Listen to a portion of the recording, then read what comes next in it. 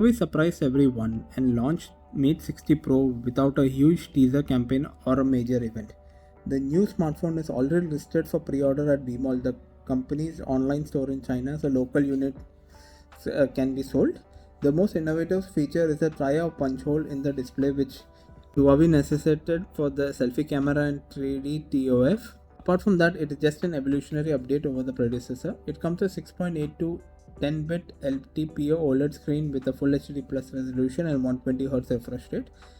It comes with second generation Kunlun glass on top of the panel. There is a 3 of holes on the top, holds the same setup as the Mate 40 Pro and Mate 50 Pro, a 13 megapixel ultra wide selfie camera as well as layers for 3D face mapping for a Face ID feature. The circle on the back fits 3 more camera, a well-known 50 megapixel main OIS PDIF camera that is available on the Mate 50 Pro and P60 Pro with variable aperture from f1.4 to f4.0. The ultra wide is 12 megapixel and the third shooter is a 48 megapixel f3.0 lens with OIS.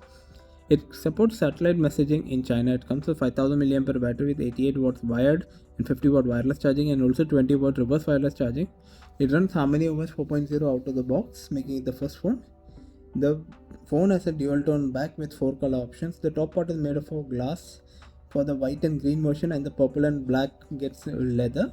All are neatly named after places in China because Huawei was apparently inspired by the country's nature while developing these colors.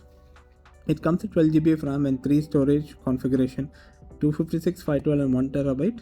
Currently only the middle one is listed on the site for $960.